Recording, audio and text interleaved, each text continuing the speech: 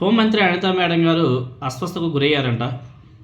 ఈరోజు అసెంబ్లీ సమావేశాల సమయంలో ఆమెకు కొంచెం నలతగా అనిపించడంతో వెంటనే అప్రమత్తమైనటువంటి సిబ్బంది ఆమెను విజయవాడలోనే ఒక ప్రైవేట్ ఆసుపత్రికి తరలించి చికిత్స కూడా అందిస్తున్నారంట. మేడం గారికి రక్తపోటు అంటే బీపీ అంట, హెచ్చు తగ్గులు ఉన్నాయంట, పెరుగుతుందంట తగ్గుతుందంట. దానివల్లే ఆమె కొంచెం నలతగా అనిపించిందంట. అందుకని చెప్పేసి ఆమెను హాస్పిటల్ కూడా జాయిన్ చేశారు. ట్రీట్మెంట్ కూడా నడుస్తుంది. ఈరోజు ఉదయం నుంచి శాసనసభ అదేవిధంగా శాసనమండలి సమావేశాల్లో మేడం గారు చాలా చురుగ్గా పాల్గొన్నారు. చాలా గట్టిగా కూడా మాట్లాడారు. ప్రధానంగా తిరుమల లడ్డు వ్యవహారం మీద జరిగినటువంటి చర్చల్లో కూడా ఆమె భాగమయ్యారు.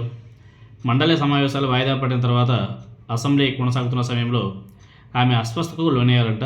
దీంతోనే వెంటనే ఆసుపత్రికి కూడా తరలించకుండా జరిగింది. గత వారం రోజులుగా అసెంబ్లీ సమావేశాలు అదేవిధంగా వరుస కార్యక్రమాలతో మేడం గారు తీరిక లేకుండా ఫుల్ బిజీగా గడుపుతున్నారంట. నిరంతరం పని ఒత్తిడి, సరైన విశ్రాంతి లేకపోవడం వల్లే మేడం గారు నీరసించిపోయినట్లు తెలుస్తుంది. ప్రస్తుతం ఆమెకు డాక్టర్లు చికిత్స కూడా అందిస్తున్నారంట. సో హోంమంత్రి అనితా మేడం గారి ఆరోగ్య పరిస్థితి మీద ఆందోళన చెందాల్సిన అవసరం లేదు అని చెప్పేసి మేడం గారి వ్యక్తిగత సిబ్బంది స్పష్టం చేయడం జరిగింది. ప్రస్తుతం ఆమె ఆరోగ్యం చాలా నిలకడగానే ఉందంట. విశ్రాంతి తీసుకుంటే సరిపోతుందని చెప్పేసి వైద్యులు కూడా సూచించారంట.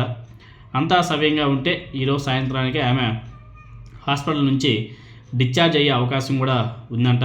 సో మేడం గారు తొందరగా ఆరోగ్యంగా డిశ్చార్జ్ అయ్యి వచ్చి మళ్ళీ అసెంబ్లీ అదేవిధంగా శాసనమండలిలో ఆమె ప్రసంగాలు అదేవిధంగా ఆమె ప్రెస్ మీట్లు చూడాలి, వినాలని చెప్పేసి చాలామంది వెయిట్ చేస్తున్నారు. అంతేకాకుండా ఆమె ప్రభుత్వంలో హోంశాఖ మంత్రిగా పనిచేస్తుంది.